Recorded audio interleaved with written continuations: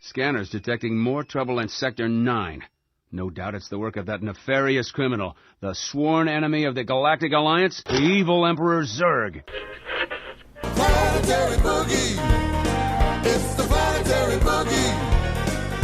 Planetary Boogie. It's the Planetary Boogie.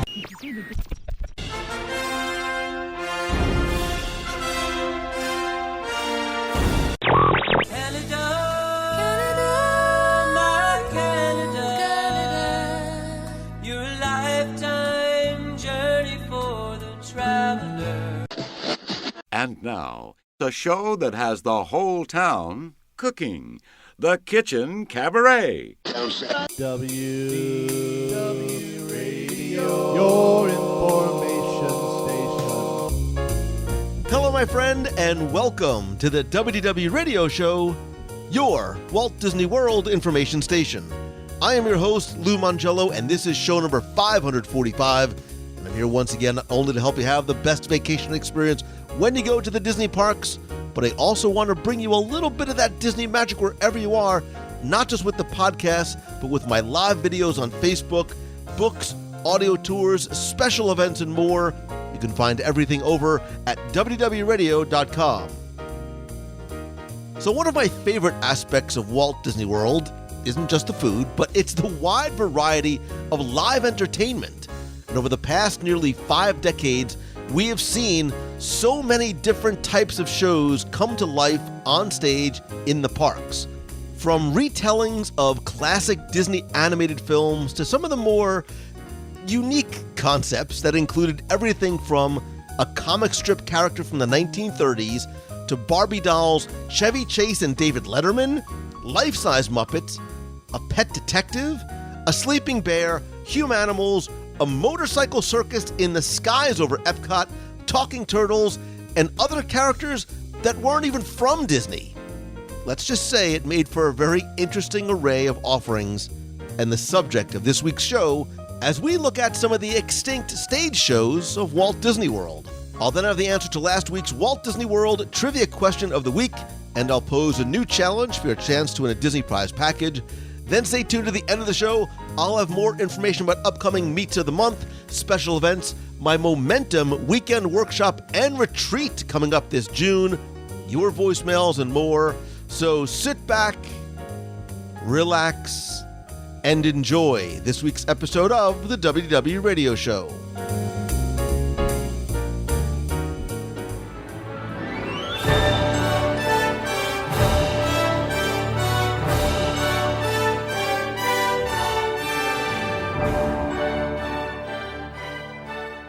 When you think of attractions in Walt Disney World, your mind probably goes to your favorite coaster, the classic dark rides, the newest high-tech flying adventure in Pandora, or maybe even your favorite show, which probably takes place inside an air-conditioned theater. For me, you probably know that my favorite attractions usually involve and include breakfast, lunch, dinner, and various snacks throughout the day or night. But one of my favorite parts of the Disney parks experience, not just in Walt Disney World, but Disneyland, and what I've been very fortunate to see in places like Hong Kong, Shanghai, and Tokyo, are the live performances. From individual walk-around characters to interactive performances to Broadway-style productions, there is and always will be something special about enjoying a stage show performance. And over the years, Walt Disney World has been host to, and we have been treated to, a wide variety in location, type, duration, and concept. And yet, all good things must come to an end. Not really, because we still have things like Carousel of Progress, but I digress. But this week, we're going to look at some of, because there's a lot, of the extinct shows of Walt Disney World. And joining me is a man who's both been on stage and we hope never goes extinct. He is a friend, author, raconteur, a former Walt Disney World cast member, and entertainer, the still entertaining Mr. Jim Korkis. Hey, hidey-ho, everybody. And Lou, thank you for having me back on. It's been way too long. I love your audience. I love sharing information with your audience. And when you suggested this topic, I knew I had to be part of it because, as you say, I have a entertainment background. I've performed in stage shows and on TV and in film. I've even performed at Walt Disney World. And growing up out in California, I will tell you that some of my favorite experiences at Disneyland were going to see shows, especially the Golden Horseshoe Revue. And yes, I am old enough that I actually got to see Wally Bogue. In fact, when I was a kid, he had me up there on stage, and it scared me to death with that gag of, yes, just stand over there, over the trap door, and the audience is howling with laughter, and I'm just this little kid, and I'm going, I don't want to fall down a trap door. And it was a great thing. And you talk about, when people talk about the theme parks and Walt Disney World, they talk about attractions, you want to go on Expedition Everest or Pirates of the Caribbean or whatever. At one time, the Disney company referred to its shows as a live attraction. That's how it was identified, that a show was a live attraction. And I think the shows at Disney, and by golly, I wish somebody would write a book and cover some of these shows. Not me, but somebody write a book and cover these shows, because they just disappear, so quickly, and they just go into the air. And sometimes we were fortunate enough that some of those shows were recorded. And in the early days of the Disney Channel, sometimes they would record a show at Videopolis at Disneyland and, show it on that. But a lot of those things have disappeared. But I think one of the things, we talk about the Disney difference, what makes going to Disney different. It's an immersive experience. It's an intimate experience. You feel invested, when you're in a Disney theme park. You feel like you're part of the family. When I go to Universal, as wonderful as some of the things are there, I don't feel invested. I don't feel part of that family. I don't even feel part of the history and tradition there. So I think one of the things that is a Disney difference are the shows, because the shows at Disney are so different at their core. Mm-hmm. And and again, I've seen shows I've liked. I grew up in California, so I'd see shows at Knott's Berry Farm. Out here, I've seen shows at Universal that I liked. I even liked when they had the Bullwinkle show. When they were connected with the people Rocky have to Google. Bullwinkle. People are googling Bullwinkle right now. Yes. And in fact, that's one of the reasons I like being on this show is it sends a lot of traffic to Google. What the heck are they talking about? Well, I've never heard of that. And to your point, I think even today we're going to probably mention shows that people are going to be like, come on, man, that's not real. That's like one of those, you think that you remember it from a long time ago, but it didn't really exist. Like the Pterosaur X. Splashtacular that was then moved over to Galaxy Search. Wait, what is he talking about? What is this? What is this? Right, there's no way again, Disney had a show about this. Right. And the thing is the wonderful performers, the wonderful directors, don't get any credit. It really is anonymous. You take a look at that and. You walk out of a production of Hunchback of Notre Dame at the studios, and you go, "Wow, that was great!" But I have no idea who was performing any of those people. I had no idea who the director was, until I started working at Disney and doing some research. And okay, and then what else did this guy do? And what else did she do? And all of that. And so actually the concept of shows starts with Walt Disney himself, because he wants his park, he wants Disneyland, he wants that to be more than just an amusement park. And so not only do you have shows, you have free shows. I don't think people realize how innovative that was in 1955. If you went to an amusement park and there was a show, that's a separate ticket. That's separate price. Even at Disneyland, having free restrooms was amazing in 55, because in 55, most public venues had stalls that had coin slots. And so if you didn't have change, you were trying to crawl over or under, if it was that desperate. Walt has, and the reason for the coin slots is that money was then used to maintain the restroom, the cleanliness, making sure there's enough toilet paper, things like that. Walt said, I'm going to cover that cost because I don't want people rustling through their, pants or their purse or whatever and not having the right coin, Well, they're going to bring that back, because now all you got to do is swipe your magic band and you're in. So... Listen, everything. I'm waiting for the day that I walk into Walt Disney World and they said, yes, and would you like to breathe air today?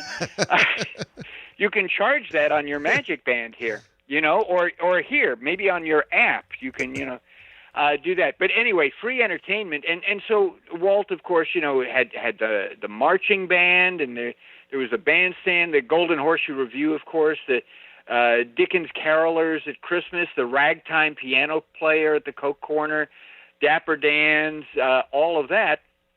And my gosh, people just went crazy. So now you're going to open Walt Disney World in 1971, and the entire thing is completely different. I got a chance to talk with Ron Logan, who is started as a musical performer at Disneyland, later worked his way up, and he was vice president of Walt Disney Live Entertainment. He teaches now at UCF. I don't know if you ever have had him on the program. Maybe you want to schedule him in the future there. But and one of the things he teaches up at UCF is the history of Disney entertainment, and you can't cover everything. But one of the things that he pointed out to me is, here you're coming out to Florida, and it's completely different than Southern California, because in Southern California, you have this large and diverse pool of, you got musicians, you got singers, you got actors, you got directors, you got stage, and you've got all of these places that have stage resources. So if you need a light, you need a Fresnel, you need a Lico, whatever, you can have it within the hour, Central Florida, Orlando, it's this little sleepy agricultural community. Even when I came out in 1995, I'm driving down Central Florida Parkway, which is where SeaWorld is, and part of it is a dirt road, and over to the side, just minutes away from SeaWorld, is this huge pasture with cows in it. Right. And I'm going, wait a minute, isn't Orlando supposed to be one of the main cities in Florida?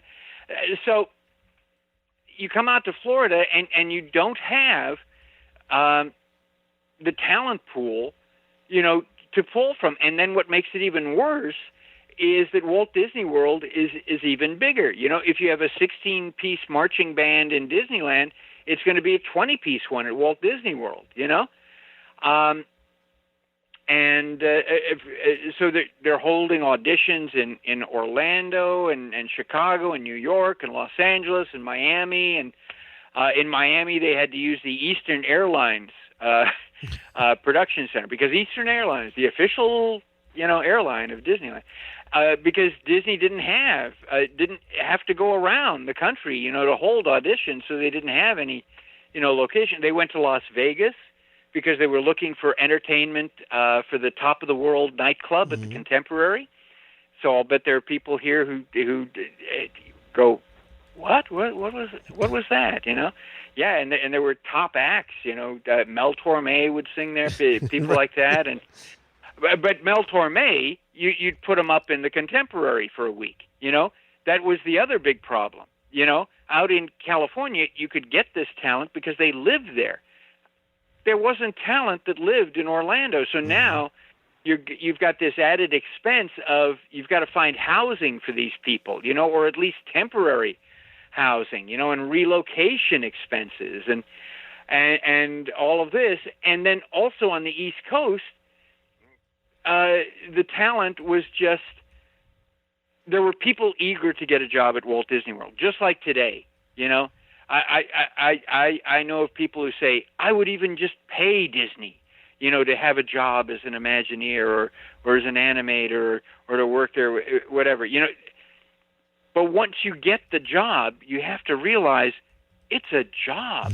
Right. And so they're hiring these musicians and all, and these are guys and women who are used to doing maybe one performance a night, you know, in a nice, comfortable, you know, recital hall or concert hall, and they come out here and they realize they're doing 6 or 7 shows a day, and they're playing the exact same music, and they're in the heat and humidity of Central Florida, and so Ron was telling me, you know, in less than 30 days, a lot of them were just saying, I'm out of here. You know, you guys are crazy. And, you know, in terms of hiring talent, and I'm talking about, you know, being a performer myself out in Southern California, is you're always looking for your next gig, you're always looking for your next job, and you're also looking for what are side jobs. You know, so even if you're in a play, you know, all right, the days that I'm off, you know, the play's not running Sunday, what else is around here? Is there a cabaret where I can perform? Is there a gig I can get in a convention show, things like that? None of that existed out here. None of that. And then you talk about characters, you know, in the first year, they had to hire more than 200 people to be friends of Disney characters because, you know, there's the parades, there's the meet and greets, you've now got resorts, you know, you have all of this stuff here, and none of them have been in training. And then to make it worse, you know, when you're in fur there and you're out here in heat and humidity, it's like, wait a minute, what's going on with this here? You know, I love you, Mickey. Yes, and I have sweat dripping down my face. I can't even see your face of what this is. And so some of those challenges still even exist today, you know, although, you know, having Disney on your performance resume is really a sort of a gold star, you know, is something. I remember Dick Nunis used to tell, and people going, Dick Nunis, where's Google? Dick Nunis, who was in charge of all the parks. Dick Nunis would tell people when they got hired, he would say, I can't guarantee that you'll like your job. I can't guarantee that you'll like the people that you work with. But I can guarantee that when you tell people that you work at Disney or you worked at Disney, people are going to want to talk about it. Right. And that was absolutely true. Now, Lou, did you ever consider wanting to be a Disney performer, even just for a little bit? Did you want to be in fur? Did you want to be on stage in the background of Beauty and the Beast, and you know, raising your pitchfork in the air? So I will tell you, this is actually an interesting topic to me for a number of reasons, not just as a guest who remembers either vividly or somewhat vaguely some of these shows, but I actually started off in college as a theater major. So I did theater all throughout high school, and that was the path that I thought that I was going to go down.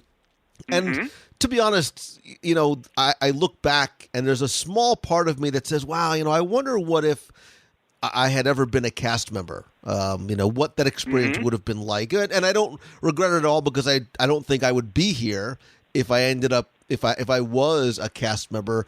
But I think there's still something special about only having seen things from this side of front of the stage and backstage. Yeah. So, but I think this is. And so, what parts did you play in school? What plays were you in? I am not going to say anything other than there is there may or may not be a videotape of me in Greece. Do not ask me who I was, but that is going to go. I've directed plays and things like that. I would have cast you as Nathan Detroit in Guys and Dolls. I can neither confirm nor deny any other any other roles that I may have played, but this is not about me, Jim. Look at how quickly I'm changing the time. But again, I think a lot of the listeners out there too either again have that same, either they're in school and they're looking at a theater career, or they're whatchamajiggy, or sometimes, even when they watch the Academy Awards, during the commercial break, they're running into the bathroom, looking in the mirror, practicing their acceptance speech. I think there's always that feeling in the back of most people's minds of, well, I might be able to do that. And people think I'm funny, and this could happen. And for those out there who are seriously thinking about that, again, get as much experience as you can in as many with as many different directors, as many different styles of production, and whatever. Because Disney goes out throughout the country and does auditions. My brother just retired last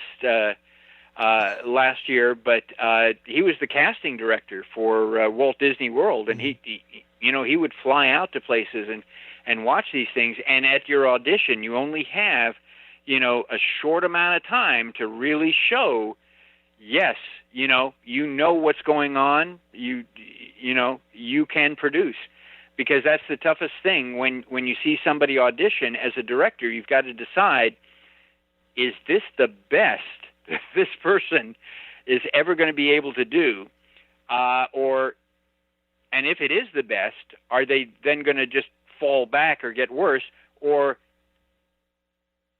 do I see something there with the right, suggestion or whatever, this person can, push, and does this person have the right attitude? Because they're not just that solo star; they've got to work with other people, and I will bet that most people listening to this podcast right now don't realize, other than the Golden Horseshoe Review, which of course was in a enclosed theater, what the first live action show was at Disneyland that really set the dominoes going for all of these other things. And I will tell you, it is one of my favorite live action performances done at Disneyland and also at Walt Disney World. The Kids of the Kingdom.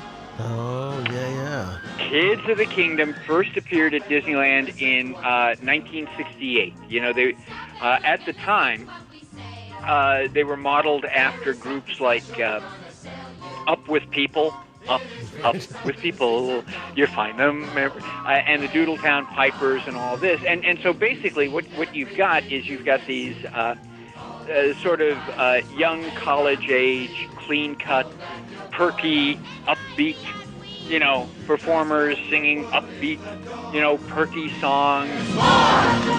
There's more and more. at Disneyland they even released a record album, the Young Singing Stars of Disneyland. So you might be able to track that down on YouTube or whatever. And again, so it was a group of about 15 people. And again, I talked with Ron Logan, because Ron Logan was at Disneyland while this was happening. And he said, we got them because, they were perky and they were pretty and they were cheap. Because they're college performers, right? And they're all dressed in the same outfit, and they're up there on stage, and they're doing this. And right now, I want to give a shout-out to somebody who I feel should be a Disney legend. The choreographer for Kids of the Kingdom out there at Disneyland and also at Walt Disney World, Barnett Ritchie, R-I-C-C-I. And you'll probably try to Google and you won't find anything. She started out as a dancer in the parades. Her first big gig was choreographing, Kids of the Kingdom, but she later went on to direct Disneyland's Main Street Electrical Parade. She was the artistic creator and director for the original Fantasmic. She did the same stuff out here in Florida. She supervised, and she's still alive. So Lou Mongello, track her down. I think she's in Arizona. My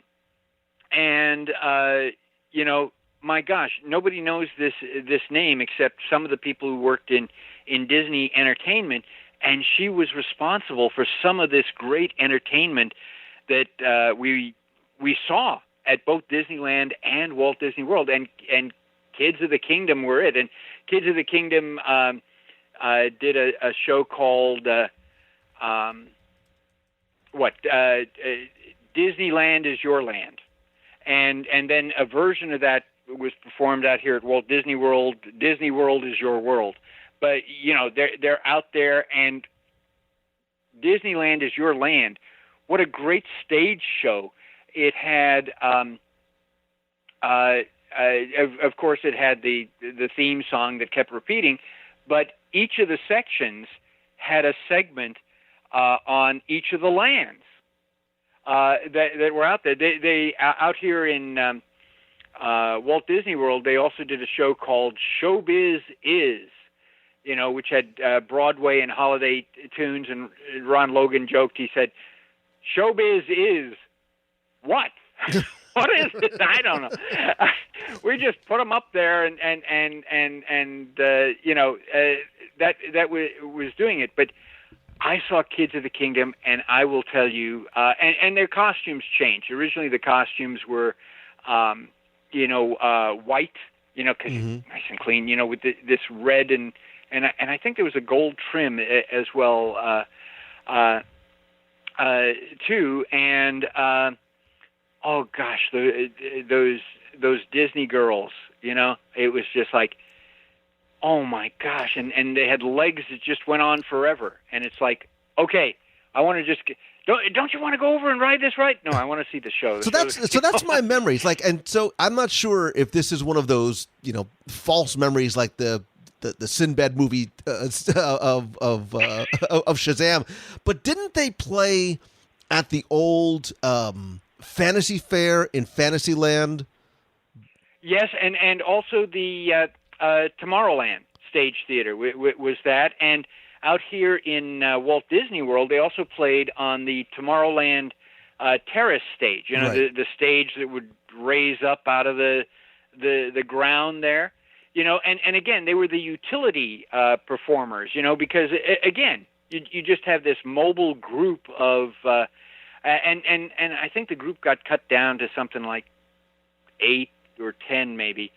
And it was integrated, even starting in 1968. You had a couple who were African American, and so you could move them everywhere, and it's like, oh my gosh, so you can move them out for events, and so at Disneyland they disappeared by '85, and so and my heart broke. But I came out to Florida in '95, and you've still got Kids of the Kingdom out here, although they were finishing up, and then Tokyo had an all-Japanese cast, doing this, and they were just so perky. They were just so perky and so clean and smiling and all that. But Kids of the Kingdom were important, not just because it's a nostalgic favorite for me, but as I said, I was talking with Ron Logan, and I was talking about, but what about, character shows? You had characters. He said, well, the very first time is we integrated a couple of characters into some of the later Kids of the Kingdom show. And he said, my gosh, that was a tough decision because we had all of this long discussion and all of this. Is this appropriate to have Disney characters up on a stage? Now it's like, a no-brainer. Is this, what is this, whatever. But they introduced characters into the Kids of the Kingdom show, and it became so popular that it then transitioned. So now you have stage shows that just have the characters, like 'Twas the Night Before Christmas, where you have Mickey and Minnie and the big fireplace there, and Chip and Dale drop by, and the country bears drop by, and all of this. That happened because they experimented with Kids of the Kingdom, and it just went crazy. And here's something that you can only get listening to the Lou Mongello WDW radio show. The very first Disney stage show that featured all characters was here at Walt Disney World. And that was a Christmas show. And again, because it was such a hit that then it started to develop, and now we expect characters in all of these shows, right? I like seeing the characters up there, they're dancing and the whole bit. So. Well, and it's funny because when you say characters, as I was thinking about this list, right, because we said, look, there's no way, especially because you and I like to talk a lot, there's no way we can cover every single one of the extinct stage shows. So I started to sort of go through, before even sort of, going to do any research, of ones that stuck out in my mind. And there were a few, and I sort of quickly jotted them down. And I think, well, share with us, Mr. Mongello. So as I look at my list and I try to decide which one to cover first, unlike you, Jim, I will not go with one that tugged at my heartstrings and has very sentimental, personal, nostalgic things for me. But it's one that I think is going to fall in this subcategory of not just extinct shows of Walt Disney World, but unique, very different, dare I say, a bit odd stage shows of Walt Disney World. You're probably going, what is he talking about? There could be so many. I think that when you think of unique, extinct stage shows of Walt Disney World, we would be remiss if we did not start off with the ambassador of friendship, my friend and yours, the magical world of Barbie. I kid you not. If you're listening and are like, Barbie in Walt Disney World, not only was she and that was from what, 93 to 95, yeah. Right? So you think, oh, Barbie, she must be somewhere in Fantasyland, or no, Barbie was in Epcot. So let's sort of go back in time a little bit.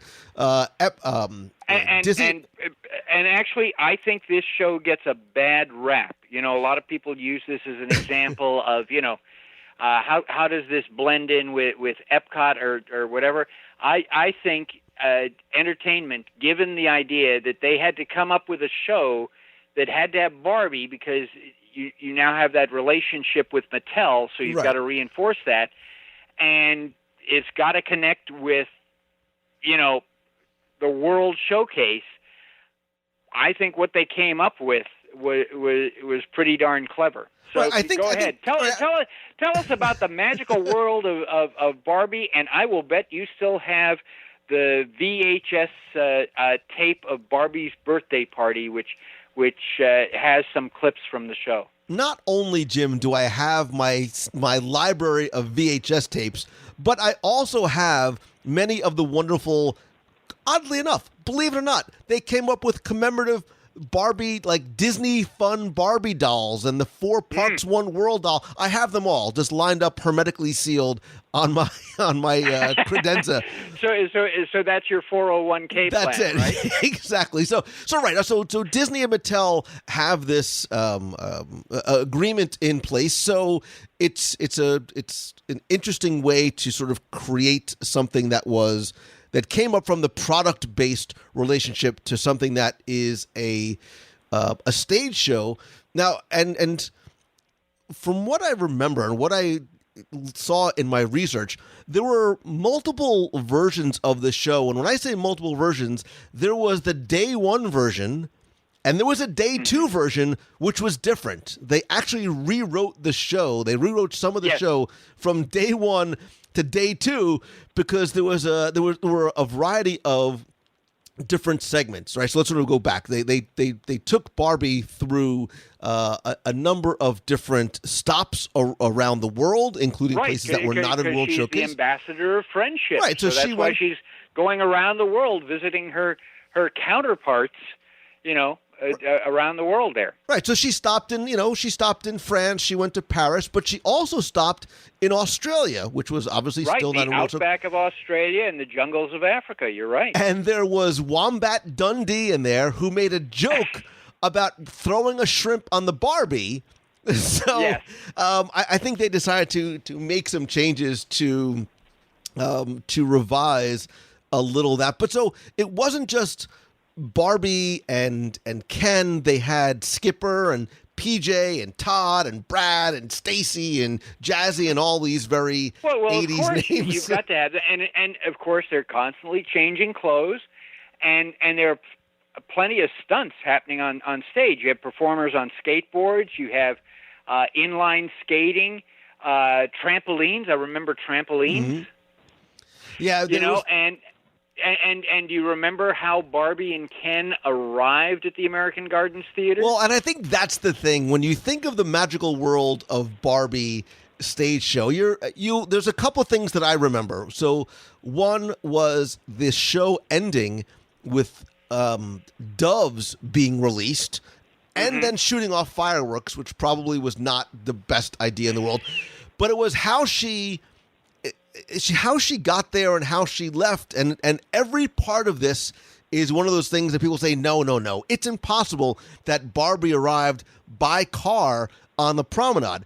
Not only did she arrive by car, but she arrived by a limousine, originally Mickey's limousine. A pink limousine. Pink limousine. Oh yeah. If you thought the pink castle cake was good, baby, you ain't seen nothing yet, because she arrived in this huge limousine that was originally created for Mickey's 60th birthday party, and Barbie, the limousine, yeah. And there was it was like Barbie herself. There was all these like sparkles on the outside and memorabilia inside. Sparkles on the outside, Barbie memorabilia on the inside. So when the doors were open, you could see that inside. And you can stop and take pictures with Barbie and Ken. It was like they were arriving for the Oscars. Like it was sort of like this red carpet arrival. Mm-hmm. And the show only lasted, so I think it's sort of like in 94. And actually, November 93 was when it started, and it ended May 95. Yeah, so relatively short-lived. And Mattel offered that special thing that for a penny and a lid off of a special Barbie, you could send it in and you'd get a 20-minute videotape of Barbie's birthday at Epcot, which featured some segments from the show and also some other things. And so for some people, that's the only tangible memory they have of that. And Barbie was played by Beth McShane, and Ken, oh gosh, I should have researched this. He went on to a long performing career at Disney. Nicest guy in the world. His family was good too. I can't remember who played Ken, but so there was two. There was Ken Passman and Billy Flanagan. Billy Flanagan is who I was thinking about. My gosh, what a talented performer. And he, his family was just wonderful, and his kids loved it that he was Ken. and you know, the funny thing is that Jodie Benson of The Little Mermaid ended up voicing Barbie in the Toy Story movies. And Mattel didn't want Barbie in the first Toy Story movie because they felt Toy Story was just going to bomb and be terrible. but they did still put in Barbie's legs. It's one of those mutant toys that are in there. So officially, no, Barbie's not in there. But yeah, they put that in there. But Jodie Benson was doing Candlelight Processional, and she just started to tear up when people said, "Well, you know, you're on the same stage that Barbie was on." Because, again, she had never heard of Magical World of Barbie. And I can understand that. But oftentimes that's, you know, just trotted out about, you know, well, how they're diluting and they don't understand, you know, the Epcot, you know, brand and all that. And I said, well, she went around the world for crying out loud. Yeah, she went to Africa, and she went to a number, and she had sort of little adventures. Yeah, she went to the runways of Paris, and she's singing about the importance of accessorizing and things like that. I will tell you, though, my all-time favorite show that I miss, and I'm sorry that, and I know why Disney removed it, and I wish they would bring it back, Diamond Horseshoe Revue. Which, when it opened in October 71, it was sort of a mirror image of the Golden Horseshoe Revue, which was so popular. And for those who are not familiar with that, basically you're in a saloon. Unfortunately, you know, there's tables and chairs, and it only seats 300. So no matter how much food and drink they sell, it can't cover the labor cost. It can't cover the entertainment cost. So that's one of the reasons, you know, it disappeared. But basically, you have can dancers, you have a singer, you have a traveling salesman who's a comedian who's pulling things out of his carpet bag. And for me, the high point, of course, other than the can dancers, was Pecos Bill, you know, and he gets his Slewfoot Sue hits him in the mouth, and he spits out teeth to the audience. And the guy who created all of this is Wally Bogue, a true Disney legend. And again, you know, it's tough to find entertainment performers out here in Florida, so they flew Wally out to direct the show and to do the Pecos Bill and traveling salesman character for the first 3 years, you know, and to get it up to speed. And then they brought out his understudy, who was doing it in California, Bert Henry, and then Bev Bergeron was out here, and they did this. And the show lasted until 1986. And again, you know, Disney is looking at, you know, what is the cost for this? You've got a pit band down here and all of this. So in 86. They change it to the Diamond Horseshoe Jamboree. So you have Sam the bartender and Miss Lily, you know, and so you know, and you're already getting to the point now where you're cutting it down from 4 can dancers to 2, you know, and instead of the pit band, you just have a piano player down there. And so Sam the bartender is the host, and he's in love with Miss Lily, but he can't tell her. And, you know, you go through this. And then in 95, they transformed it again into the Diamond Horseshoe Saloon Revue with Wildcat Kate and Bill Ya Later. And this was done by Chris Oyen, one of the really great directors at Walt Disney World. He's still working there today. He's the one who directed me as Merlin the Magician, which is another show I missed tremendously. And so he did the Horseshoe Saloon Revue because basically people's attention span is going. They don't want to sit there, for that long, and they don't want to sit for 20 minutes, 30 minutes. That's one of the reasons Timekeeper left in Tomorrowland there. So again, you're cutting back, and Chris did it so that there are breaks. So you see an act, and then there's a musical interlude, so people can leave, people can come in, and so basically you could see an entirely a different show. You might see a magician up there on the stage. You might see a guy playing his banjo and interacting, with the audience, and people love the dancing girls. So they had Lucille L'Amour and her lovely ladies, which again, you've got the two dancers. But instead of just doing the can-can, they would do a clog dance and these other things as well too.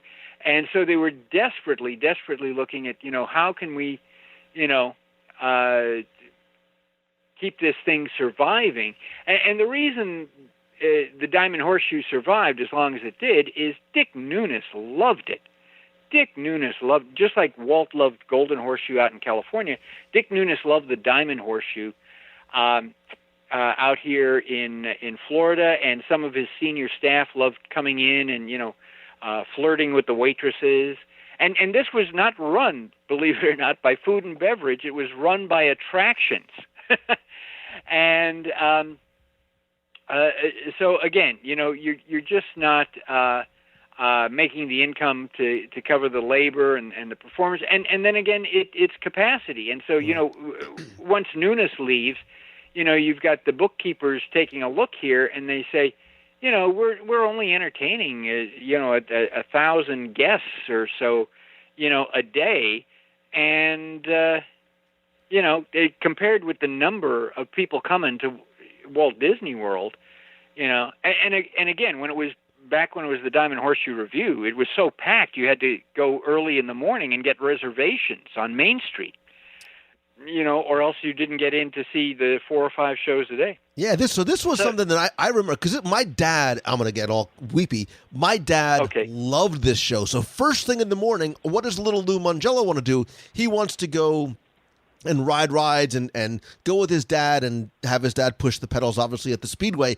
My dad goes to the Disneyana Collectibles, and then I think eventually maybe it was Town Hall, because you had to make reservations and get tickets. So you used to have and it was free. It was complimentary tickets, but you had to have that reservation. But once, and you can eat there, but once the Adventureland veranda closed, which was sort of on the opposite, they shared a kitchen. So once that closed, it was, you weren't able to get sort of that same type of full sit-down meal that you used to. So I remember... There were pre-wrapped sandwiches. Yeah, I remember being very disappointed. You could get chips. Yeah. Yeah.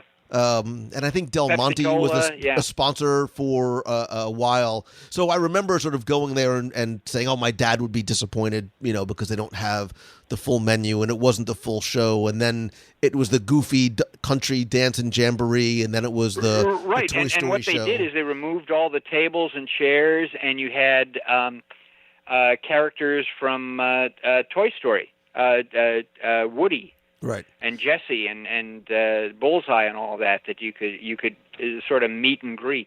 And I think now it's seasonal. Like it'll be open seasonally again, not with only pre-wrapped food. Yeah, but no entertainment. And they've also used it for merchandise events. I remember one D23 event. They had special limited edition D23 merchandise in there, and you had to, and I saw the lines out front, and it's like, I have enough Disney merchandise. Yeah. All right, so let's go hit another one in terms of extinct shows that we love and remember. Okay. And there's ones, again, Jim. As I go through the list, I'm thinking of ones from a personal perspective, because the shows were so varied in terms of the characters, the level of guest interaction. Some of them were funnier. Some of them were taken from screen versions of some of the films. So where do I want to go next? All right. So you know what? I'm going to go back to Disney MGM Studios, where I think a lot of these great shows were and went away from. And I'm going to go back to opening day. So there's not a lot. This is a very small window of what kind of shows it could be. But like the nearby Superstar Television, the show was sponsored by Sony, and it was a little ditty called The Monster Sound Show. And what I liked about this, what I liked about this was really twofold. Was three. One, it was funny. Two, due in large part because of the number of celebrity cameos. And three, because it was truly, we keep talking about the levels of interactivity that are in and are coming to the parks. This was a very interactive show. So even from the minute, and again, for those younger folks in the listening audience, you should probably explain what the show was. Right. So the idea was this is MGM Studios. When it opened, it was about the magic of the movies, and not only the celebration of the movies today and Hollywood that never was and always will be, yada, yada, yada, but it was sort of peeking behind the curtain and seeing how movies are made. So this was really about allowing you to be a Foley artist, right? To the person that sort of used everyday items to create the sounds that are created for films. So when you got like walking on gravel or door closing, things like that. Yeah. Right. So sort of those secrets behind how it's done and in a very fun, entertaining way. And when you first walked into that pre-show area, the first celebrity that you saw was David Letterman. And there were films that had I think the film had Chevy Chase. There was the Chevy Chase Martin Short film was in there as well, and that was you were in this. I don't know if they ever gave the mansion a name, like this creepy old like haunted house, and Chevy Chase was Mr. Lucky, and as he's going through, you're sort of hearing and seeing all the sound effects, like you said, sort of that he was like walking like Frankenstein and opening the creaky door and what was going on outside. And I think that's when, Martin Short was on the other side. So after they showed you the film, they would actually pull out some members of the audience and put them into different stations to create the different effects that they had to make. So one person had to create the exterior, the thunder and the lightning and the fire and doorknobs and things like that. The second station had a little console that had the broken glass. There was the barking dog, the famous Goofy yell. Station 3 was the Foley pit, where you would actually go and walk on the gravel and wood and the cement. And then the fourth station created the wind and the creaking sounds, and then the audience participated by yelling. They would hold up cue cards and they would tell them to look out, or it was almost like a little Rocky Horror Picture Show, telling the audience to participate, and then they would re-show the film with the audience created soundtrack. So you're laughing at all the flubs where it came in too soon or too late, or it was the wrong sound effect or whatever. Yeah. And one of the things that I loved, and again, that attraction went through a lot of variations over the years, the Drew Carey version, and then there was one where 101 Dalmatians. Right. Well, it was ABC. I think it was ABC TV Sound. Series. Right. It was ABC Sound Studio for a while, and Roger Rabbit. Right? Remember when we talked about this on a show in the past, when Roger Rabbit was going to be the next big thing, so that you could sort of recreate and imitate Roger Rabbit. And then, like you said, there was the Sounds Dangerous Drew Carey version. I think now for a while they had Disney Infinity. I think they still do. Obviously, the studios is going through changes as we're recording this, but that space is sort of just used right now as almost a holding area until it sort of goes through its next transformation. Isn't that space also used now to show movie previews of upcoming Disney films. So the space next door is where Path of the Jedi is currently being shown. And you come out through that. But remember, they used to have the sound booths. You could actually walk into the sound booths as well. Oh, yeah, the whole post-show area, you have some sound effect devices that were actually created by Jimmy McDonald. People know Jimmy McDonald as the one of the voices of Mickey Mouse, but he did sound effects for Disney films for decades, you know. Starting with Snow White and the Seven Dwarfs, you know, he had an old battered wallet in his pants that he would pull out, and he would squeak back and forth for the dwarves' shoes hitting the ground. And so for me, the exciting thing was, oh my gosh, this is created by Jimmy McDonald. You know, and nobody else knew what that was or what that meant or what. You know, and as long as we're over at Disney MGM, I think we've got to spend time talking about the premiere show there, Hunchback of Notre Dame. I was so hoping that's where you. When you said premiere, I'm like, I hope he says Hunchback. Otherwise, we're going to have a difference of opinion. Yeah, no, I would take people there to. See it who had never even seen the animated cartoon, and they loved it because it was so,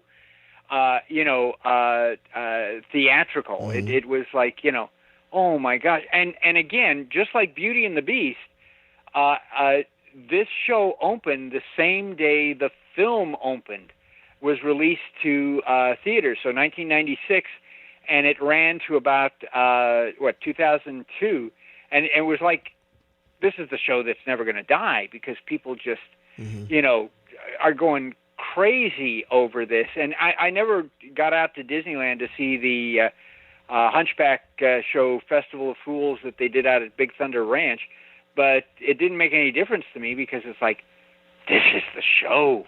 You know, they're retelling the story of Hunchback within 30 minutes. They're doing most of the songs, not all of the songs, but they're doing most of the songs, and they're using puppets. Michael Curry design stepped in and helped with the puppets, and so Jolly the goat is this marionette puppet, you know, and you know, it always amazed me that people never realize that, you know, Esmeralda wears one earring, and then you look at Jolly the goat, and Jolly the goat is wearing one earring on the opposite ear, and it's the exact same earring. So, you know, you associate that the two of these are together. This show was directed by Fran Schroeder, and one of the reasons I'm trying to push out names is because working at Disney is an anonymous job, but some of these people deserve this credit, and he certainly deserves credit for that show. He was also the original director for Voyage of the Little Mermaid and the Legend of the Lion King puppet show over at Magic Kingdom. And unfortunately, he was also the director of Journey into the Jungle Book over at Theater of the Wild at Disney Animal Kingdom. And I don't know if you were out here and got a chance to see it in previews, but in previews they hadn't finished the costumes, so the actors portraying, you know, things like King Louie and whatever, the masks weren't ready. So you got to see the performer's face, and it was really pretty impressive. And then as soon as they stuck the face mask on him, it just didn't read to the audience. And the show only lasted there for a year and then got replaced by Tarzan Rocks, which I personally didn't care for, except for the Vine ballet with Tarzan and Jane. I didn't care for the apes skating like Starlight Express through the audience. but it was there from 99 to 2006. Right, I remember the time period that it was in. Right. Back to Disney MGM, back to Hunchback of Notre Dame. It was at the Backlot Theater there, which has a capacity of 1,500 people. 1,500 people. And you probably didn't realize that, but I remember sitting on the bleachers. I remember that there was this 40-foot-long thrust stage runway that thrust out into the which I loved. Into the audience, and you know, they did this show 5 times a day, and there was a cast of over 20, and now you're getting into why there's no Hunchback of Notre Dame anymore. A musical adventure is you've got that large cast, but that's not enough. In order to do a show like Hunchback, you have to have 3 full casts. And the reason for that is because performers at Disney are covered by Equity, which is the stage union which covers Broadway shows and whatever. And Equity determines that a performer can only work X amount of time. Then if they agree, they can be worked more, but now you're going into golden time. You're paying, this extra money and all of this. So it's simpler just to have separate casts. And then in addition, you have to have some backup performers. So in case somebody phones in sick or is unable to show up or whatever, you fill that in. So this is getting to be, and again, this is a free show, a free show. And, Broadway level. And so this is getting to be, very expensive here for this to do. And then what people don't realize with the stage shows is, someone like Frank Schroeder would, get the show up and running, and then about a month or so later, he's off to another show. He's off to another project. And so what they have is they have a maintenance director who comes in and occasionally goes in to make sure that the show stays at the standard it needs to stay at, show quality standards. And then the maintenance director also runs pickup rehearsals. And for those who are not theater oriented, what a pickup rehearsal is every couple of weeks or so you go in and you do a rehearsal with that cast to get them back up to that original level, of opening day. And also pickup rehearsals are there if you're bringing in new cast members, who are going to be filling in spots and all that. And you do that. So again, this is all increasing, the cost. As I said, how does this man know Fran Schroeder? Fran Schroeder, as I said, was the original director for Voyage of the Little Mermaid. When he left, the maintenance director who came in to keep Little Mermaid going for a couple of years was my brother, Michael Corkus. and Mike was also the maintenance director for Indiana Jones as well. So, and you do these pickup rehearsals late at night. Walt Disney World now closes at what, 3 a.m. or something like that, and then is going to open at 6 a.m. the next morning. So you have to do the pickup rehearsals, in that time period. So Zero Dark 100. When I was doing when I was a friend of Merlin the Magician, my final dress rehearsal was 3 a.m. in Fantasyland at the Magic Kingdom, and we had to, and there were stops and starts, because I knew my stuff, but what was happening is Merlin also has to interact with technical cues, so you have to time that out and work through that and work over that, and then shift through that. It's But anyway, there were also. I just love the Hunchback show. I did too. I thought it was a beautiful show. I mean, visually, from the sets to the costumes to the music to the puppets, that court of miracles was just spectacular. And like many things, this is one that was supposed to be a quote-unquote, temporary one-year show. Because remember, they were going to put a Hercules show in here that never came to be. So they did the Zero to Hero parade. Well, remember before Hunchback, they had the Spirit of Pocahontas show, which they had shipped in from Disneyland, and that lasted barely a year.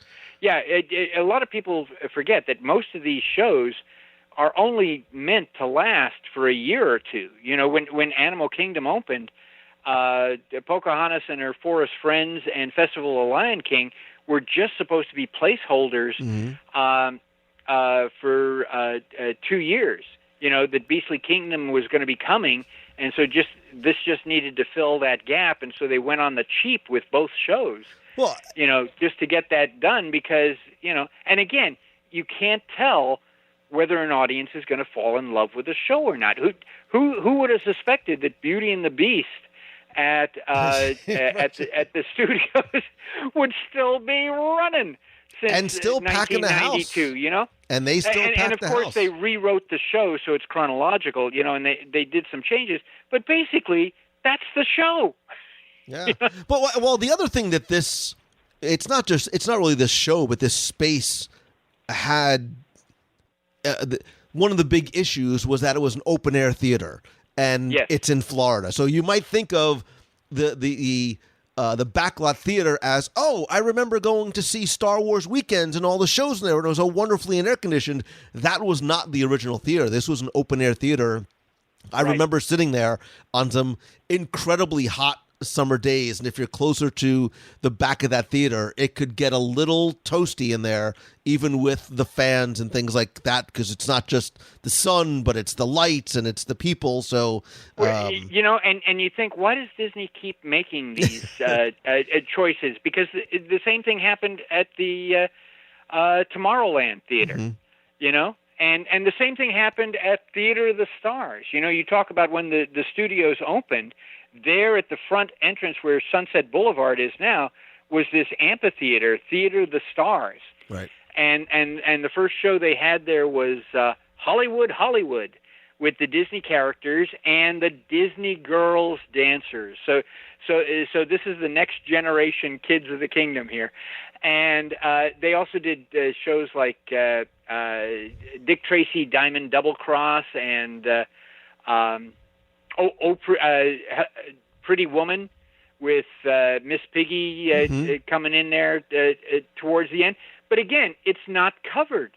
Right. And so when it's hot, you're sitting on these fiberglass benches, and it's like, oh, geez.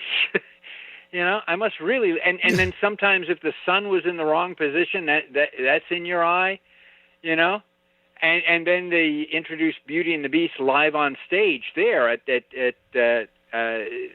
Theater of the Stars, and again, Beauty and the Beast so popular that when they expanded Sunset Boulevard, they built a new Theater of the Stars, just to house Beauty and the Beast. And of course, the rumors out there, and I have heard no confirmation on this whatsoever. The rumors out there is that, yes, they're thinking of replacing Beauty and the Beast with a Frozen show there, or a Tangled show. But they always talk about that. At Disney, it's always Jell-O. One of the things I miss at Beauty and the Beast live on stage, $4 for $1. $4 for $1, yeah. The opening act, because it was such a surprise. $4 for $1 right? was an a cappella quartet, and they would do a pre-show. They would do it, before the show there, and it was like, that is so cool. I wish I could sing. I know when a group is good, because if they're really good, in the back of my mind, I go, I could sing. I could dance. No, you can't. Not when you hear that. Sit down. So, again, as I'm going through my mental and written down list of shows, I'm going to go from one of the most beloved, beautiful, spectacular shows with Hunchback to one of those head scratchers, because why did they do this? Well, because or what went wrong? Yeah. Well, I don't think anything necessarily went wrong, but I think when you think of Disney, you think of the incredible library of characters and stories, so much so that you would never, ever think that they would need to go outside the company to get something so compelling that they need to bring it into the studios. But that's exactly what they did in 1995 when they said, you know what we need? We need a little bit more Ace Ventura in the studios. So there was a very. I remember that, and I remember it was a little stunt show. Ninja Mutant Turtles there. Yeah, and so all of that. Yeah, we could almost combine the two. So in 1995, they bring in Ace Ventura, Pet Detective, to promote the When Nature Calls film. And if you remember the old backlot area, again, outside, very, very hot, but it was this short show, 15, 20-minute show that they did outside, but they licensed, they don't own Ace Ventura. They had to license him from, I think it was Morgan Creek at the time. And right, Ace was going to come out of his office. He was going to do autographs, and obviously the music would play. Ace wouldn't come out, and then hilarity would ensue. And then I think at one point he came like in a car, and then he was looking for a bat, and there was some meet and greet and photo ops. There were sort of like those fake photo backdrops where you could be sitting on. It was like sitting on a gator or sitting on something with Ace Ventura, and I think there was maybe like a crocodile or something coming out of the water. But it was a very odd, goofy. I'm trying to think. It was very frantic. It was very loud, and there certainly didn't seem to be a coherent storyline. It was just the fact of, hey, look, you can see Ace Ventura. Right. Then he's looking for a spider. Then he's looking for a bat. Then he's looking for, he checks his pants. And he's looking for a fly. And he's, so it was a sort of very quick kind of gaggy. I mean, much like the movie itself. And then, and I think at the end, doesn't he fall off a building or falls through the building or something like that? Yeah. Yeah. That was the climax. That was the blow off. One of the interesting things you bring up though too is it really was like about a 12-15 minute show, and that's what started to happen at Disney is that originally shows like Golden Horseshoe, you're talking about 30-40 minutes, and even stage shows, out in front of the castle, or you're talking 20 to 30 minutes. And what has happened today, and I don't know whether it's because of lack of attention span or whether it's or what, but shows are generally down to 12 to 15 minutes. Well, but some of these shows, I mean, I'm using shows in air quotes because Ace Ventura, again, the Teenage Mutant Ninja Turtles, Goosebumps, all these weird things would happen not on. To call it a stage is a bit of a misnomer. It would sort of happen on these mini sets on New York Street and some of the back areas like that. Yeah, and you've got to remember too that sometimes in the the program map that you got each day, these were not listed as shows, but were listed as meet and greets. Right, because they were 4 or 5 minutes. I mean, they were very, very short. And I think right after Turtles was the Power Rangers, and then after Power Rangers was Goosebumps. Yes. And I hate to admit that at the time Goosebumps came, I had no idea what Goosebumps I didn't was. either. Yeah, I was sort of, and I was never a Power Ranger guy. I think I was more excited to meet Ace Ventura than I was the Turtles. But I think you mentioned too, Jim. I mean, sort of as long as we're sort of talking about these types of shows that are at the studios, the one that I did really enjoy that was, I think right around 90 was the Here Come the Muppets show. Oh, yes, yeah. That was actually 90 to 91. It was a year before the opening of Muppet Vision 3D because they were just absolutely sure Henson was going to sign off the contract because Henson really didn't want to do the business end anymore. He wanted to just be involved with creative, and Henson was working on all sorts of projects for Disney, including a TV show for the Disney Channel, which would have featured The Little Mermaid. And so The Little Mermaid would have been real, but all of the other characters like Flounder and Sebastian and all this would have been Henson puppets. And they actually filmed two episodes, 2 half-hour episodes. So Here Come the Muppets is they want to do something to introduce the characters, to the parks because, and we did this on a previous show, the whole Muppet Studios that was going to be over, on the other end of the park. And so this was going to be the first show to introduce the Muppets to that. But again, it was specifically done as, again, this is a placeholder show. This will be here for a year, 2 years tops. And so it lasted a little more than a year. But, before we get all this other stuff up and running. So what do you want to talk about with Here Come the Muppets? Well, I think... again, we talked about the Little Muppet show that appeared when that had Miss Piggy's trailer outside. This was the one that was in the so again, separate conversation. It was in the theater that later became Voyage of the Little Mermaid, right? Yeah. Which was actually originally part of the Backstage Studio Tour. When the Backstage Studio Tour was like a 2.5 hour, like. I mean, that marathon. Was that was you talk about wanting to sit through 10 minutes, go through, it was 2.5 hours. But and there's no way of escaping. There's no way of escaping. Yeah, you can't chicken eggs halfway out. Right, if you're in, you're in. So, yep. But what I do remember about this show specifically was the Muppets that they used were not hand puppets, but they were life-size costume characters. Yeah. And we made a big deal when Mickey started to be a talking Mickey up on stage or in the Town Square Theater. The mouths moved on these guys, back in the early 90s. Absolutely. And again, we take all of this stuff just for granted. And again, for those who hadn't seen this show, again, we're talking costume characters.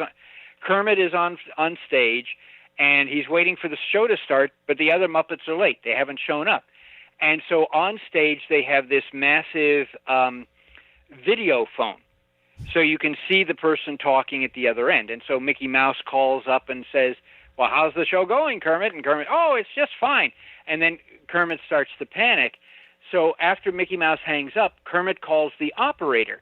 And who is the operator? Lily Tomlin. I love this. As Ernestine from Laugh-In. Yeah. And so they get Miss Piggy on the phone. Miss Piggy says, look, I'm in a meeting with, top executives. But you can see that she's in her dressing room. She's got mud on her face and a robe. And then when she finds out that, oh, my gosh, I'm on screen, she turns off the phone and then is rushing to get there. And then Fozzie phones and he says, I'm lost, I'm lost. And Kermit says, no, you're not. Just open the door. And Fozzie opens the door, and now he's on stage. And Fozzie says that Dr. Teeth and the Electric Mayhem are coming by monorail. And Kermit says, the monorail doesn't stop here. And Fozzie says, well, it does now. And then on the side of the stage, the front of the monorail comes crashing through. And Dr. Teeth and the Electric Mayhem, and that same device that brought that monorail through, that's the same device that brings out Ariel's rock in Voyage of the Little Mermaid and then brings it back. See, this is why you guys listen to WDW radio, is you find these things you can't find anywhere else in any other book or anything, And, and throughout the show, they're singing songs too. So Kermit is singing "It's Not Easy Being Green." They sing "I Love Rock and Roll." Dr. Teeth and the Electric Mayhem, they're doing the song "Shout." And Bean so, Bunny was in this too. Yes, Bean Bunny was in it because, believe it or not, Henson was pushing Bean Bunny. Bean Bunny was supposed to be the star of Muppet 3D, But now he and Roger Rabbit are they're working on I-4 right now. So what did they're selling tickets on I-4 over both of those characters there? And again, it's one of those things of you never know what characters audiences are going to fall in love with. Audiences thought, oh, Bean Bunny's nice, but they didn't fall in love with Bean Bunny. You know, you don't see people dressing up as Bean Bunny for Halloween, you know, or I've got to get Bean Bunny merchandise. You know, you can't push it. It's either there or not.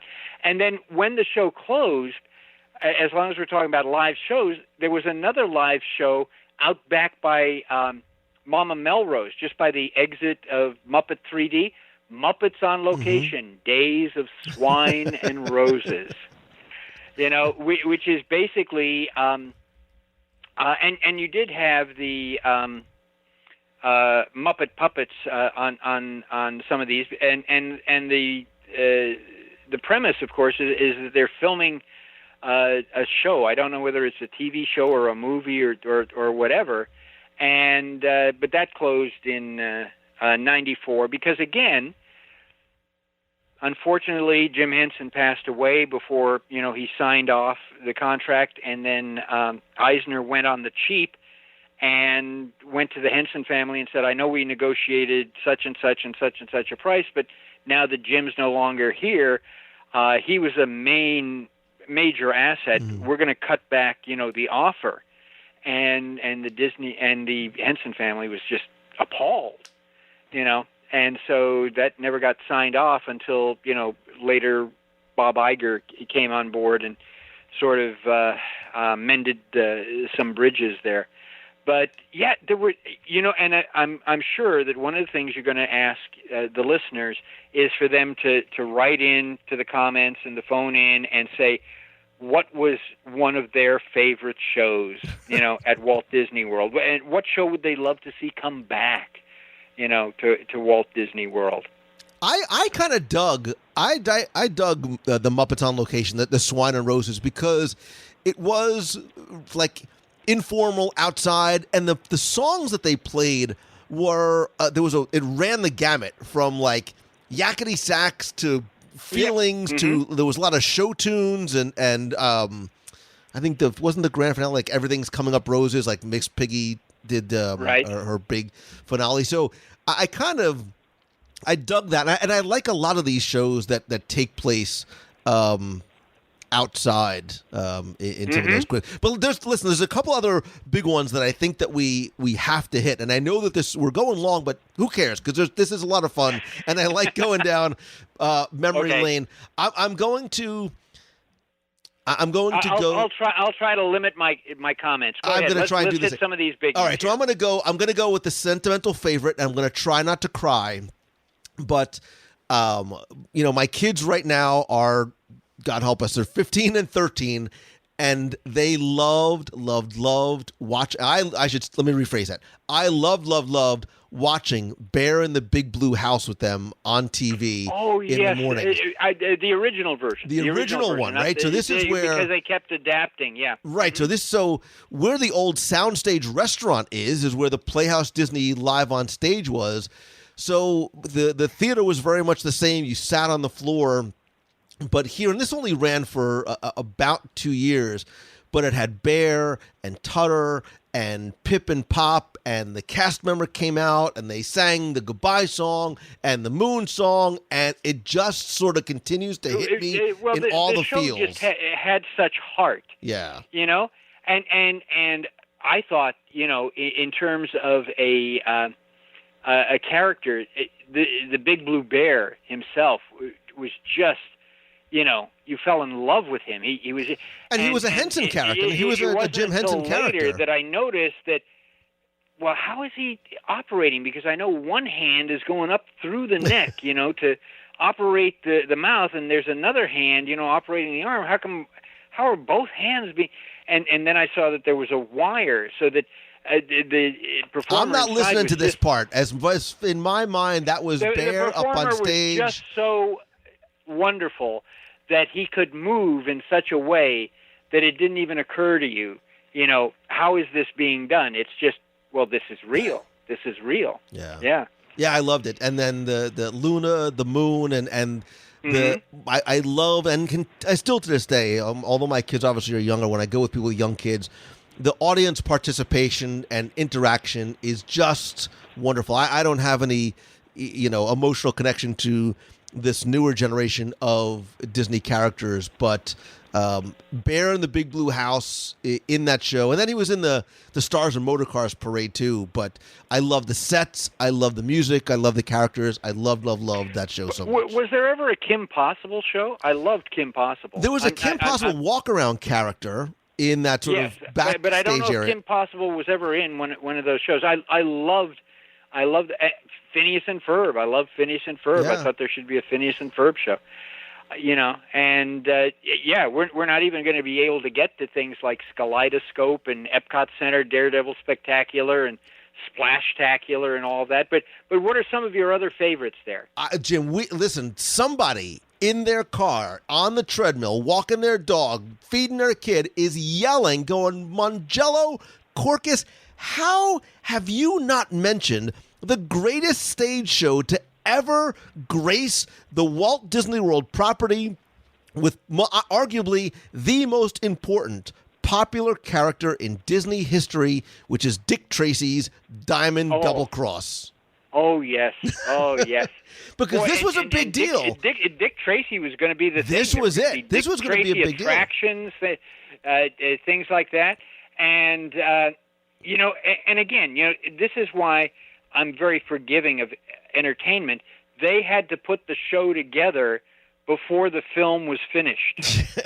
So they basically had to make some guesses as to the tone and how some characters interacted and all of that. But I liked it, and I will tell you that was the one show where I saw it both at Disney MGM, and I saw the version out at Videopolis in Disneyland, which, again, there was a larger stage, so there was different effects and things like that, even though the core of the show was the same. And again, I'm one of those guys who I like Dick Tracy. I like Dick Well, you're Tracy. one of the guys who actually knows who Dick Tracy is. So,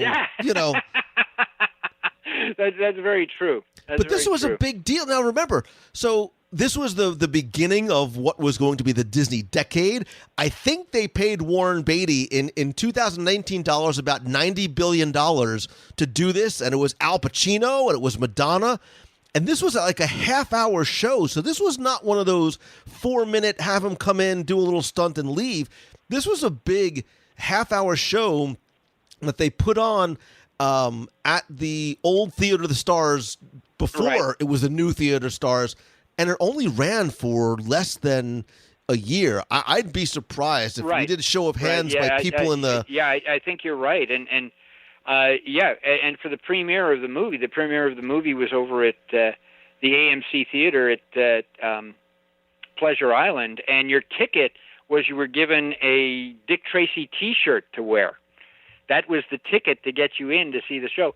But they had a star-studded premiere over at the studios where the Dick Tracy Diamond Double Cross, debuted, and parade down Hollywood Boulevard, the whole bit there, and so. This was like I said. This was supposed to be a big deal. And again, I tell people, people say, well, what is your favorite Disney animated feature? Usually, my default is I go with Dumbo. Dumbo, just works for me, and so I have a little unease about what's going to happen the end of March with this Tim Burton Dumbo.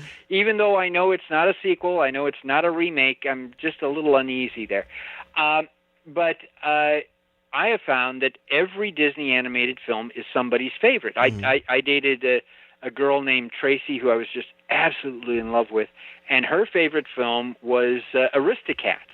And I was going, how could you possibly love that? The story makes no sense, and you've got dogs from the deep south down in, turn of the century France, and they're reusing animation, and, but it affected her. It affected her emotionally. And so I learned from her many things, but one of the things I learned was that every Disney animated film is somebody's favorite animated film. And I think we can apply that to these stage shows, that every Disney stage show is somebody's favorite. There's some show. kid out there, there's some adult out there waiting for the Home on the Range sequel. Like, someday there's going to be a Home on the Range attraction. Well, it could be. Well, we talk about Dick Tracy. The reason we haven't seen a Dick Tracy sequel or somebody try to reboot that is that Warren Beatty still owns the rights. And he's still claiming and that he can't get rid of them. Nobody will buy the right.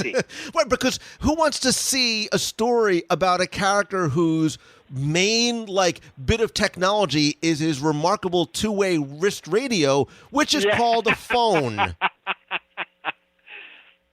So, all right, a quick honorable mention. You know how fast technology kept up. The reason we had flip phones, was because of Star Trek. That's their communicator. And so when they were making those first phones, it was like, well, that makes sense. You have this cover, and all of this, and then you just flip it open, and there it is. But again, I think we can agree that Disney produces some of the best shows, whether it's with characters, whether it's with live performers, whether it's musicians.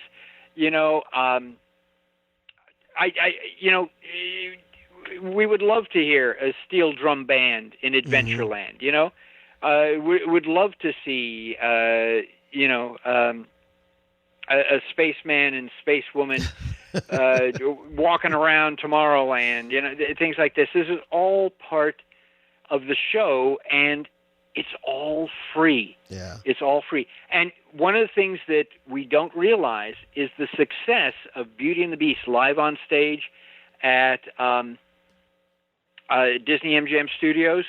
That is what convinced Michael Eisner to do a version for Broadway. Mm-hmm. He saw that it worked there, and so if we just plus it a little bit, we add a little bit.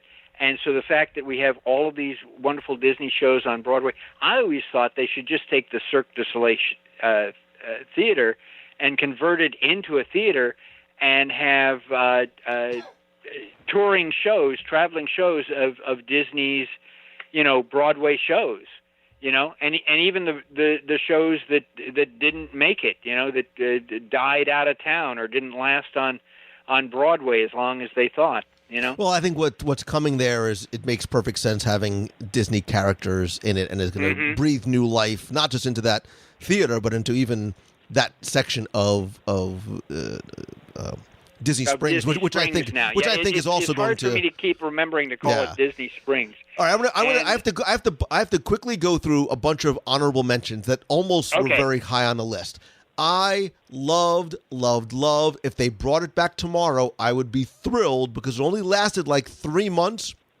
Tiana's Showboat Jubilee, although it made no logical sense according to story, being in Liberty Square, I absolutely loved that little parade and the music and getting on the riverboat. It only lasted from like October 2009 to early January 2010. But you're absolutely right. It worked on an emotional level. You didn't have to, and you never stopped to think about, wait a minute, this doesn't make sense. Who cared? Yeah. I didn't even care. I did not care. I loved Louis the Alligator and the trumpet, and then I dug it. I don't know if we mentioned Legend of the Lion King back. We mentioned it, but we didn't go into it. Yeah. But again, Legend of the Lion King still exists now. It just increased in size and moved to a different theater. Yeah. I think that I would be remiss if we did not call out and give attention to, and I think we mentioned it briefly, I consider the Adventurers Club, although it was a club that needed admission at some point, that was... We need to do a whole show devoted to that, Lou. I agree. Because this year is the anniversary of it opening, 89. So this is and also the anniversary of it closed end of 08. So it's been 10 years since it's been gone, but boy, it lives on in my heart, and I cannot for the life of me understand why Disney didn't try and find some way of reviving it, even over in Adventureland or whatever. I don't believe that a modified concept is not still on the table somewhere. I believe in my little heart of hearts. You've got those SEA, Society of Explorers and Adventurers, but it's just not the same. It just hasn't worked the same way. I think, and that's where I think it's going to be going. I think they're going to develop that storyline. They're going to tie it into the Adventures Club. They're going to tie it into the other parks. Sort of almost radiating from its home base at Skipper Canteen to the parks worldwide. I think that is leaving a great story, dare I say, money on the table, and maybe it's wishful thinking, but I do believe that we will see more SEA in the next 2 to 5 years. Yeah. And maybe I'm hoping so. So these two, very quickly, may not necessarily qualify as quote-unquote stage shows, but big kudos to Mulch, Sweat, and Shears, especially when you start talking about fan favorites. Yeah. And it didn't. Most of the stage was almost up in the sky, and maybe this is a separate topic for another day, but the Epcot Daredevil Circus Spectacular. Oh, yes. That's nobody believes. Like, I think that I saw a guy on a wire with a motorcycle or something. And then they covered over the fountain and they put elephants on it, and the elephants then damaged the fountain. And so you had to wait until a later show, Splashtacular, which was actually an adaptation of a Tokyo show. And boy, I wish I could see some of the shows in Tokyo. I've seen some videotapes of some of those shows. They're just terrific. But because of Splashtacular and they're using all of that water, they rehabbed part of the fountain, which is why we have the dancing fountain shows, is because, that was then put in for that. But, oh, my God. Yeah, and again, we only covered just the tip of some of the Walt Disney World shows, generally the ones that we saw personally, but there were so many more before we even came out, and there's Disneyland shows, Tokyo Disneyland shows. As I said, I've seen some videotapes. They're just amazing. Wait, American Idol shows. American Idol Experience? Right? I mean, you could sort of... wait, what about... I can't believe we didn't mention this when we were talking about Theater of the Stars. Hollywood's Pretty Woman. Yes. That, and I think it lasted like 2 weeks. Like, that was a really, really short show. Well, and again, you have to realize when it comes to Disney considers entertainment the cheapest and quickest way to fill in a space. Because it takes much less time than an attraction, much less money, much less planning. You can put it in there, and then you can get rid of it, with the snap of a finger as well. Yeah. But I think that human interaction and all makes a difference when you're in the park. If there was no live entertainment in the park, it would be a completely different experience, and I think a poorer experience. And so I want to give a thanks and a shout out to all of those anonymous entertainers and stage managers and directors and all of that who never got any credit. But boy, they made my experience at a Disney theme park magical. Thank you so much for all of that. It did make a difference. Here. I agree, and right, and I agree. There's something special still about live theater and live performances, and the incredibly talented people, both on stage and backstage, that make those happen. So, if you listener, do not necessarily go to or take the time, they are some of the best attractions and attractors in all of the Disney parks, any of the Disney parks. Jim Korkis, you, my friend, are one of my favorite attractions. We have so many more things that we need to cover, and if you... And now with all the Easter candy coming, I'm going to be a much bigger attraction. I'm still eating my Valentine's Day 70% off candy that I bought on February 15th, but I'm going to put a link in the show notes to Jim Korkis. You are now up to how many books?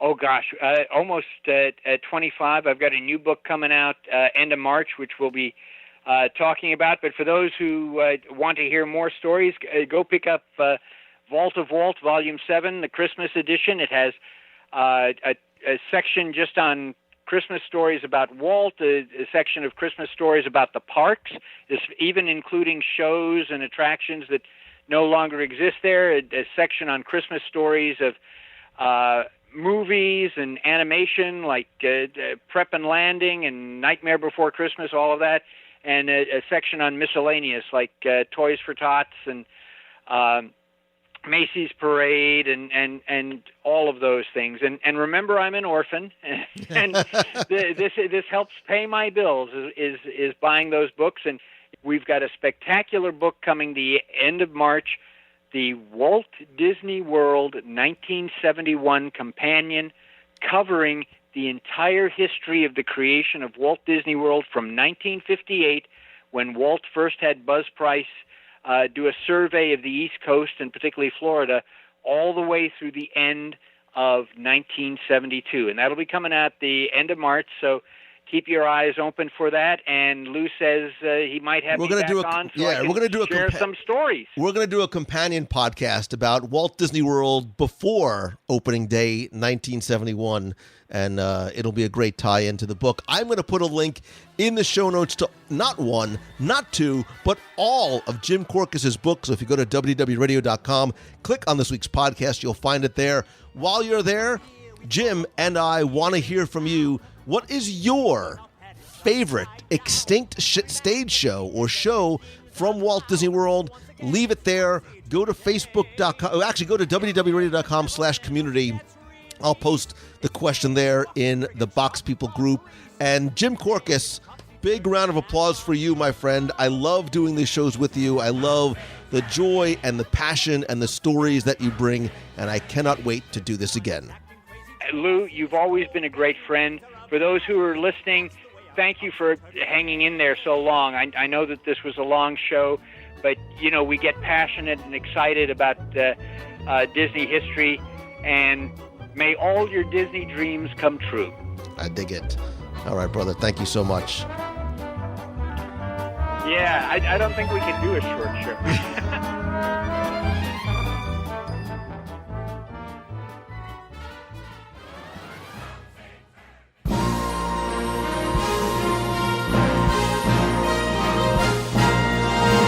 It's time for our Walt Disney World Trivia Question of the Week, where I invite you to test your knowledge of Walt Disney World's history, or just how well you pay attention to the details in which you see or hear, sometimes, yes, even taste. And if you think you know the answer, you can enter via our online form for a chance to win a Disney Prize package. But of course, before we get to this week's question, we're going to go back, review last week's, and select our winner. So last week's question was pretty straightforward. Don't know about simple, because I asked you to tell me where in the world is or was the Electric Eel Arcade, and I had to put the word was in there because the word arcade was in there, because unfortunately, for an old nerd like me, I missed the fact that many of the arcades in and around Walt Disney World have gone the way of the Timekeeper, the Skyway, Food Rocks, Mr. Johnson, Mr. Toad. You get the idea. But the answer that I was looking for was, of course, Old Key West. I want to thank the hundreds of you who entered, got this one correct. And again, last week you were playing for all of my digital products, which include my 102 Ways to Save Money for and at Walt Disney World book, as well as all 7 of my virtual audio walking tours of the Magic Kingdom, all of which, by the way, still on sale on the WDW Radio shop, as well as in iTunes and Amazon. I'm also going to send you a WDW Radio vinyl sticker, a pop socket for your phone, a t-shirt, and because I just love and think they're so awesome, I have one of those cool light-up Thor Mjolnir hammers from our Marvel Day at Sea cruise. And last week's winner, randomly selected, is Grace G from Italy, which I think is awesome that somebody from Italy listens. It's also going to cost me a fortune in postage, but that's okay. I really don't care. Congratulations, Grace. I will get your prize package out to you right away. But if you played last week and didn't win, that's okay, because here's your next chance to enter in this week's Walt Disney World Trivia Challenge. Okay, I'm going to make this one simple and straightforward once again, and all you need to do is finish this sentence. You know, I predict that one day millions of people will learn blank and blank sitting in front of their TV sets. That's all you need to do is fill in what those two blanks are and what that prediction is, but millions of people will one day be sitting in front of their TV sets learning. All you need to do is go to this week's podcast at WDWRadio.com, click on this week's episode, use the online form there. You have until Sunday, March 3rd at 11:59 p.m. Once again, you're going to play for all the digital products, the vinyl sticker, and a WDW Radio t-shirt. So good luck and have fun.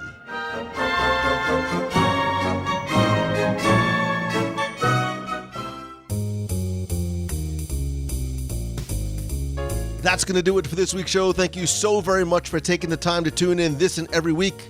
Huge thanks to everybody who is part of our WDW Radio Nation family over on Patreon, including some new and longtime members, including, but not limited to, Tony Shackelford, Justin Blandon, Karen Glowacki, Matthew Dominguez, Juanita Martin, John Delancey, Lisa Gilmore, Michael Sizemore, Andre Bourque, Karen Haas, Patrick Knapp, Joe Holton, Alan Cole, and Ada St. Clair. I sincerely appreciate each and every one of you.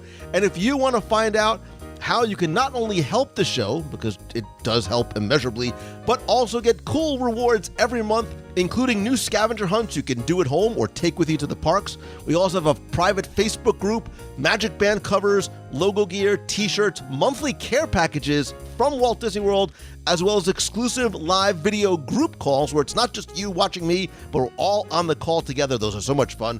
To find out more and how you can help, you can visit wdwradio.com/support. Again, this is completely optional. It's a great way to help the show, and please don't forget that a portion of your contribution does go to the Make-A-Wish Foundation through our Dream Team project.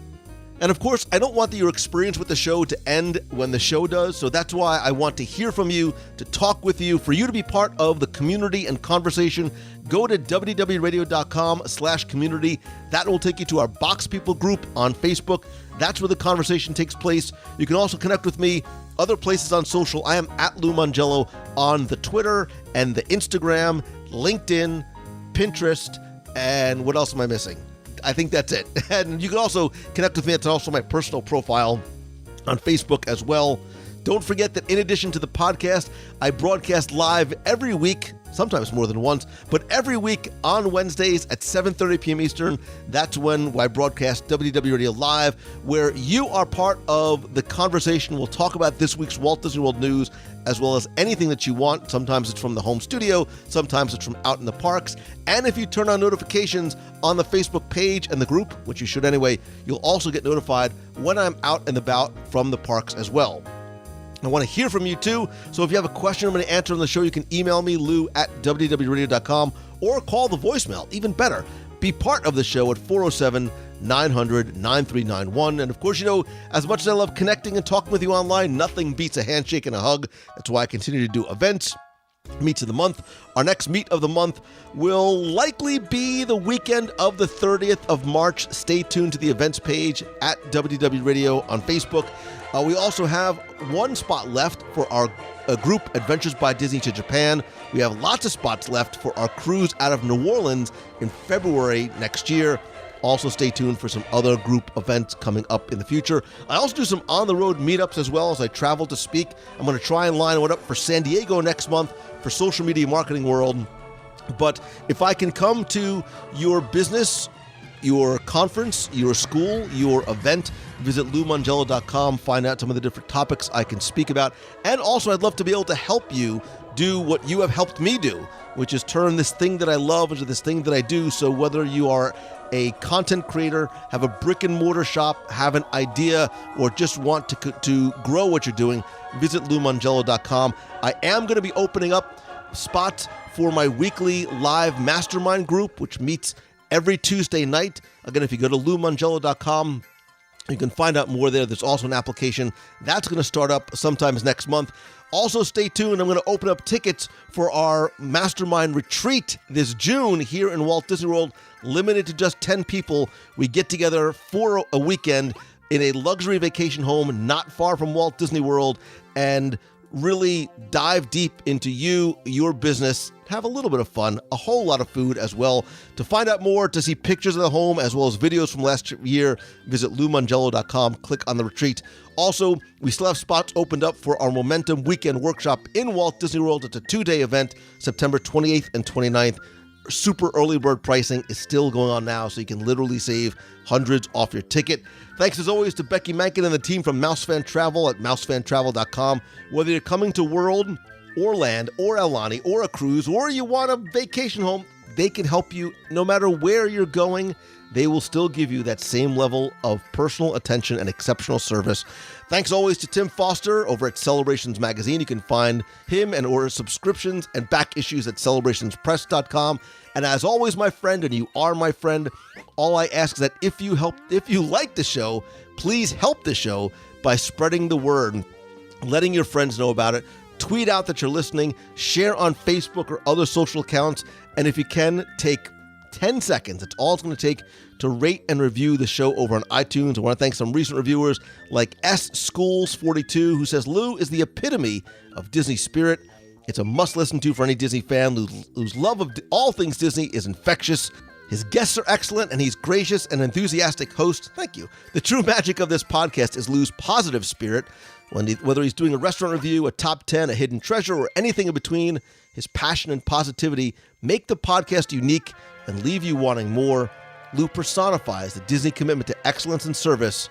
Walt himself would be...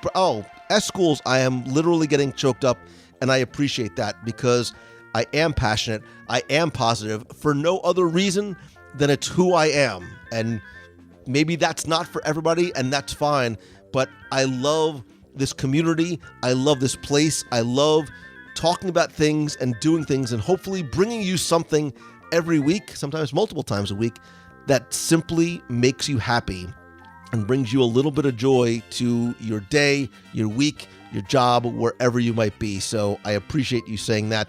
And SalPal01 says, Lou's such a joy. Aw.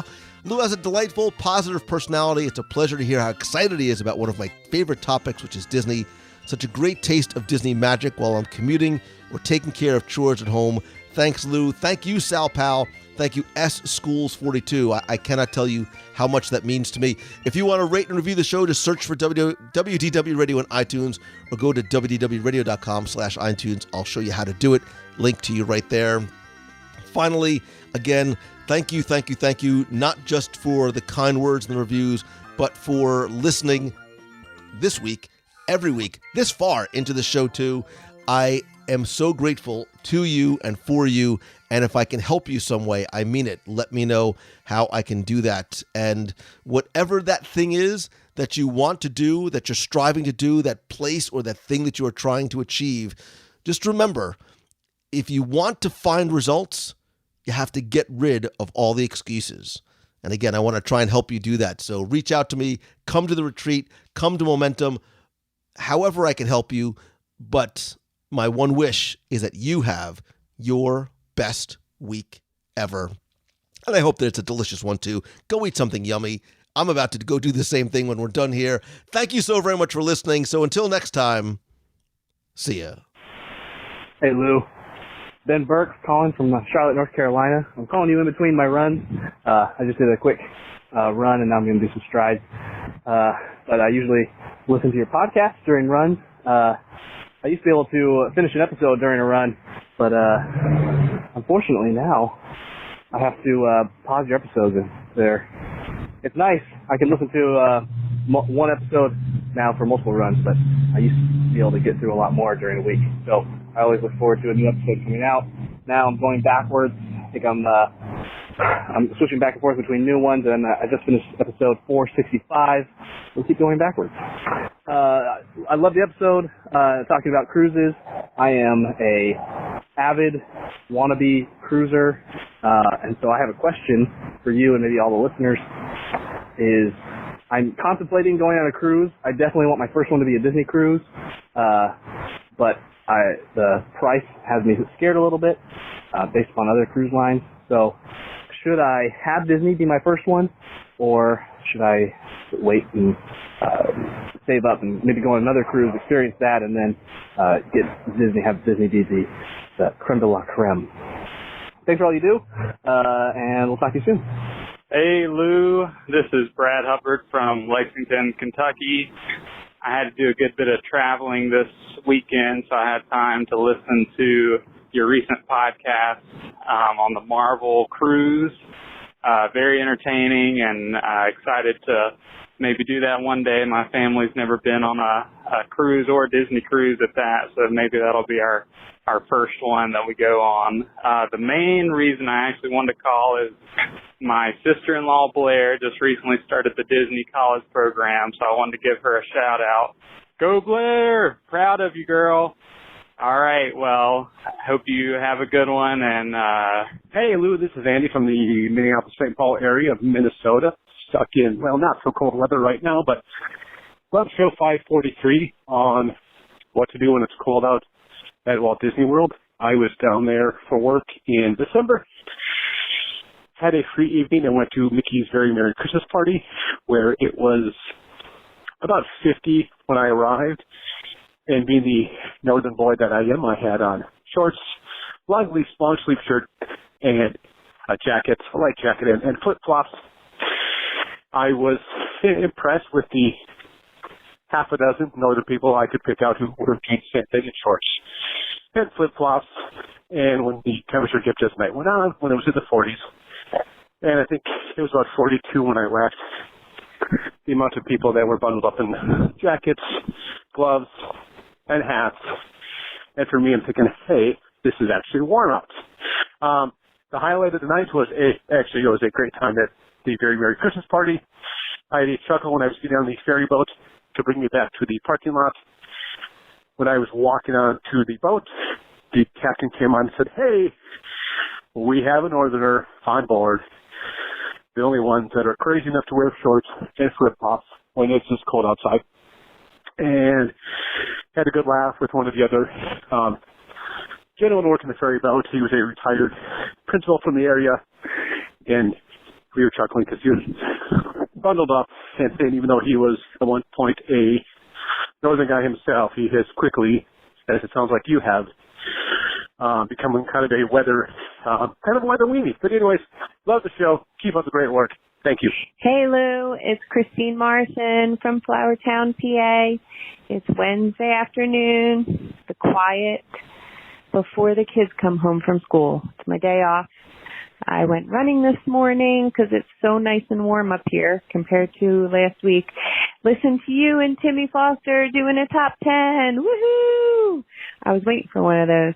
And so I'm running on these trails in this park, and there's lots of other people, and I'm running, and I am laughing outwardly at you guys, and everybody's looking at me, so I don't even care. It was great. You guys make me laugh. I just love it. Got to do more of those. Love hearing you and Timmy together. Anyway, let's see. What do I have to tell you guys? Oh, I'm working on my Facebook page for my business, trying to keep it moving forward.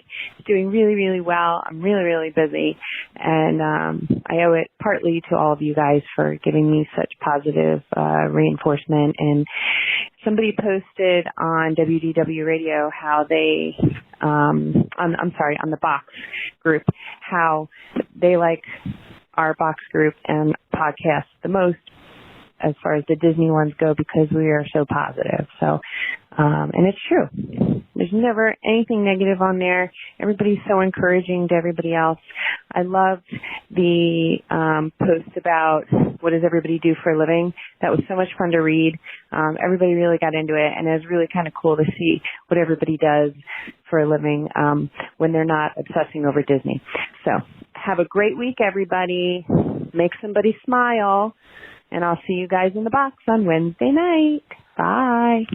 Hello, Lou Mangello. It's Darlene Nagy from West Seneca, New York, and I'm calling in to say we are under snow again, and it is freezing up here. I cannot wait to one day live in Florida.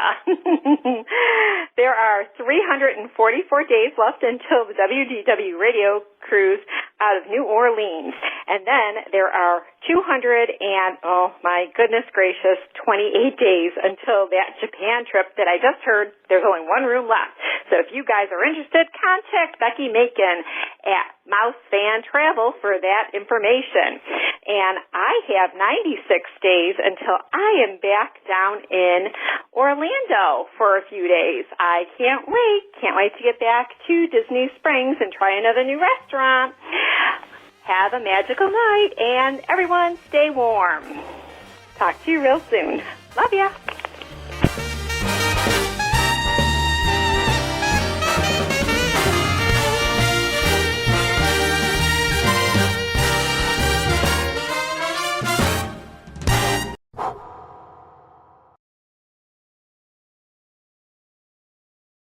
Now, where's everybody else?